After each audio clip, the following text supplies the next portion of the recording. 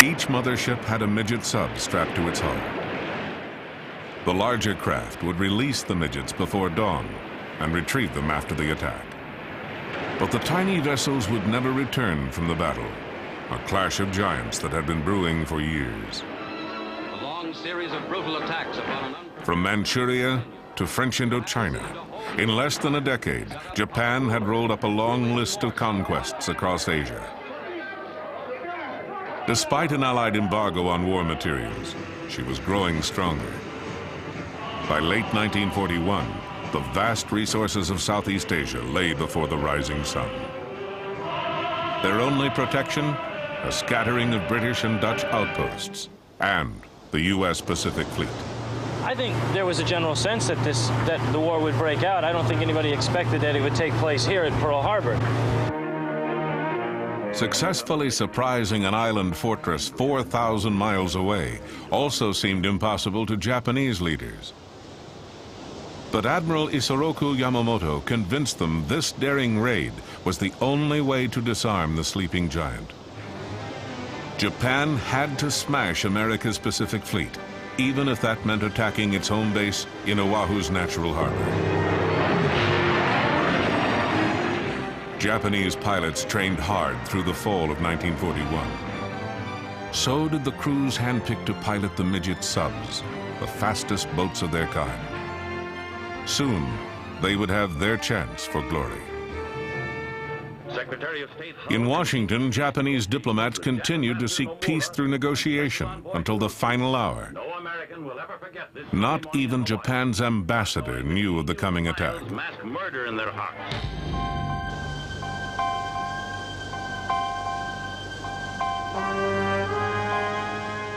December 7th, 1941. As Oahu slept, the Japanese task force brought 350 attack planes into striking distance of Pearl Harbor, just 200 miles away. In Washington, military intelligence teams had broken Japan's diplomatic code. They knew an armada was somewhere in the Pacific, but they did not know its destination. Near Diamond Head, dawn was approaching. The Japanese mother subs surfaced to release the midget submarines. But something went wrong. At 6:30 a.m., a seaplane pilot and a freighter crew reported a strange sub approaching Pearl Harbor. The captain of a nearby destroyer, the USS Ward, realized intruders were trying to penetrate the fleet's defenses. His gunners opened fire. The midget sub began sinking in 1,000 feet of water. Depth charges finished her off. The Ward reported the sinking twice. But before notifying Pacific Fleet Commander Husband E. Kimmel, District Headquarters waited 30 minutes. The delay was all the attackers needed. News of the sub might have prevented what happened next. Well, the message was radioed in that they'd fired on and depth charged this sub. It didn't reach Admiral Kimmel. It wasn't until just a few minutes before the attack commenced in earnest with the planes coming in that the Admiral was finally phoned and told, look, we got this message in from the commander of the ward saying that he's fired upon a sub operating in an offensive zone. Kimmel says, well, why wasn't I told about this? He's putting his uniform on, he's heading out, and at that moment, the planes come screaming in overhead, the bombs start dropping.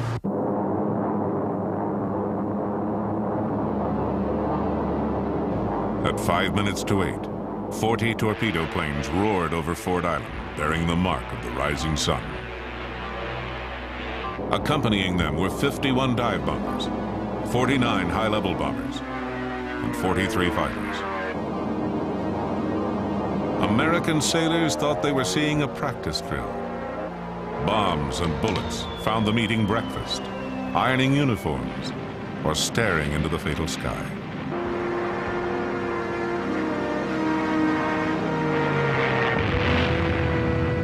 Arizona, Oklahoma, California. One by one, the great ships sank. The West Virginia alone took 6 torpedoes and countless bombs. Pearl Harbor's air defense burned on the runways. only a handful of pilots managed to scramble into a sky thick with enemy planes. The midget sub's moment had come, but one had been sunk by the Ward. A second was depth-charged outside the harbor. Of the three that remained, two posed a threat to Battleship Row. Between waves of attacking planes, Sub 3 fired a torpedo and missed. Moments later, it was rammed and depth-charged by a destroyer making for the open sea. Sub and crew hit bottom. Overhead, the Japanese continued their assault. But now smoke and anti-aircraft fire obscured their targets. The sleeping giant had awakened. Ripped by a bomb that set off an ammunition magazine, Battleship Arizona blazed toward her doom. Survivors staggered into waters aflame with burning oil. Japan's brilliant, relentless attack had killed more than 2,400 Americans and crippled most of the U.S. battleships in the Pacific.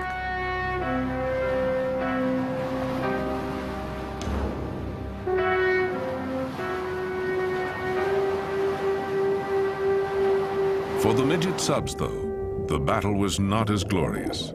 Two still roamed Hawaiian waters.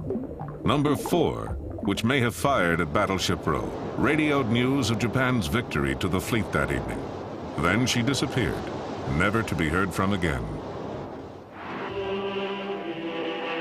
The subs may not have seen resounding success, but Japan needed heroes. So the propaganda machine reincarnated their crews as the 9 young gods of Pearl Harbor. This wartime Japanese feature told their story with luxurious exaggeration. In truth, quarters were cramped and reeked of battery fumes. The midget subs helped create confusion at Pearl Harbor, but didn't affect the war's outcome. And what of the last midget sub at Pearl Harbor? Commanded by Ensign Kazuo Sakamaki, it suffered a fate worse than sinking. On December 8th, as President Franklin D. Roosevelt called for war, Sakamaki's sub washed up on the far shore of Oahu, undone by a faulty gyroscope. His submarine wouldn't function right, so he drifted all the way around the island to the opposite end and then around and went ashore on the morning of December 8th at Bellows, where he and the crewmen assigned to the sub tried to blow the ship up. It didn't work. They jumped into the water. The crewmen drowned, but Sakamaki washed ashore and became the first prisoner of war that the United States captured in the war in the Pacific. POW number 1. Sakamaki spent the war in prison. His sub toured the U.S., helping to sell war bonds, a souvenir of dark days.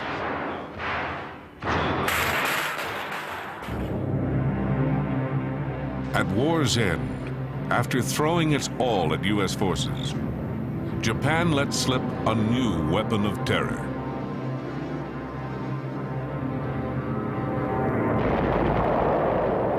For decades, the scars left by kamikaze attacks enforced a silence on both sides.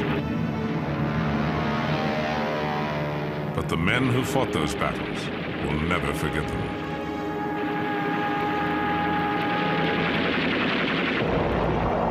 (1944). Japan, its back to the wall, made a final fanatic effort to stave off defeat. In an act incomprehensible to Americans, the Empire ordered thousands of men to certain death. Before an attack, pilots drank a toast of sake, a warrior's welcome to the death that awaited. They were kamikaze, named for a typhoon that saved Japan from Mongol invaders. Some were veteran pilots. Many were idealistic students, eager to die for their nation's glory.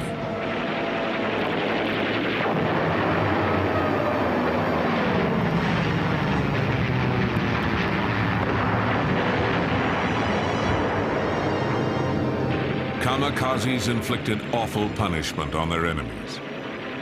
More than 3,000 flyers dove to their deaths. They sank 57 ships and damaged more than 300 others. Their attacks killed at least 3,000 Americans and wounded more than 6,000. The kamikazes were the deadliest weapon ever launched against the U.S. Navy, so frighteningly effective that their existence was initially kept secret from the American public.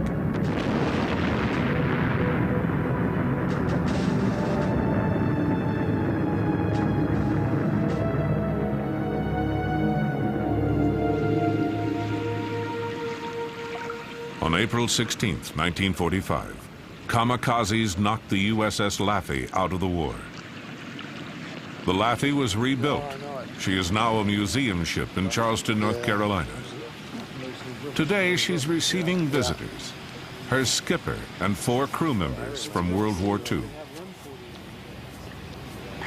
You know, The sight of their ship raises a tide of memories for these comrades in arms.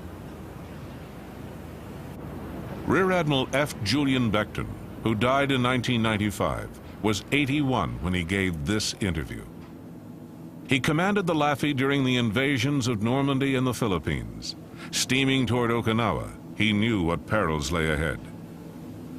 the kamikazes were the most effective weapon that the Japanese developed during the war. And it was a desperate effort on their part to do it, but they were terribly, they had a terrible effect on our ships out there. Ensign James Townley would win a Silver Star for his valor aboard the Laffey. My opinion of the kamikazes were that they were misguided people. And then we learned more about them. We found out that, yes, they were the sons of the divine wind, or whatever they chose to call them. We call them one-way Charlies. And we were really scared to death of them, because no matter what you did, unless you could shoot them out of the air, they were coming in. Gunners Mate Second Class Lawrence Delusky would earn a Bronze Star before his 21st birthday. Everybody has their own way of thinking and their own ideas, and their ways didn't suit us. I certainly didn't feel as complacent as I feel now 45 years later. At that point, I was ready to kill them all. In Japan, another group of old comrades gathers for a reunion. These men were once the elite of the Japanese kamikaze corps, the Thunder Gods.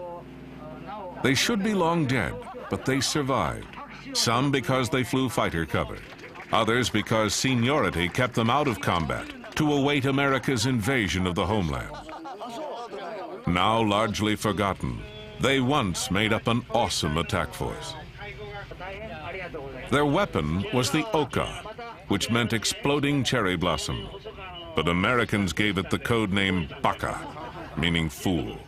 The weapon for another type of kamikaze attack, a Baka bomb captured on Okinawa. It's a 2.5-ton flying bomb dropped from a mother plane and carrying a suicide pilot.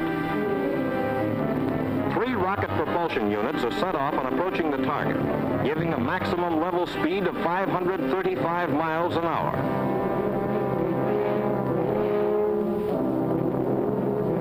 The Baka's punch is an armor-piercing 2,600-pound warhead. It's the first weapon specially designed for the kamikaze flying corps.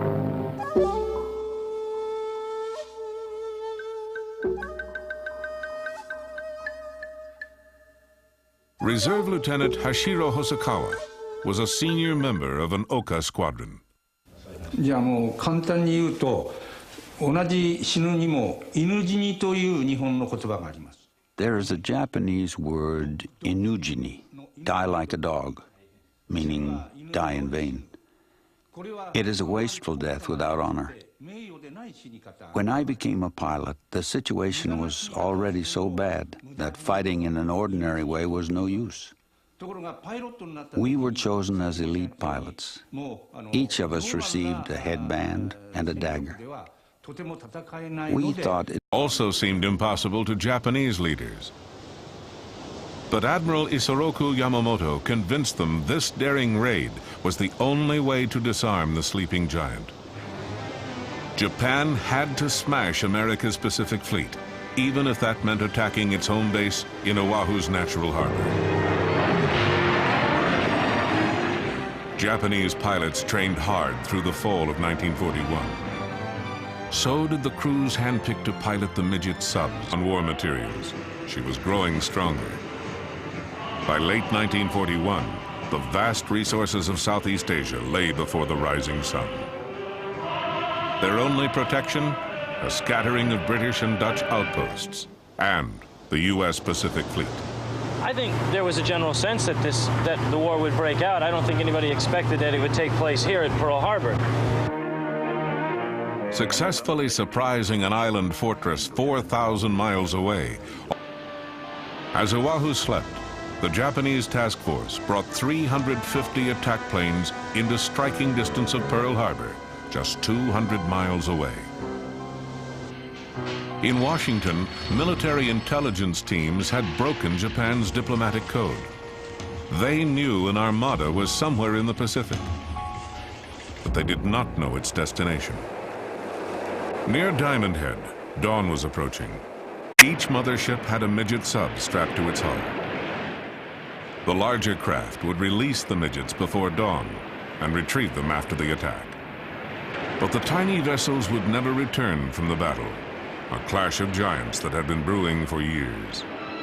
A long series of brutal attacks upon From Manchuria to French Indochina, in less than a decade, Japan had rolled up a long list of conquests across Asia. Despite an Allied embargo, the fastest boats of their kind. Soon, they would have their chance for glory. Secretary of State. In Washington, Japanese diplomats continued to seek peace through negotiation until the final hour. No American will ever forget this. Not even Japan's ambassador knew of the coming attack. Mass murder in their hearts.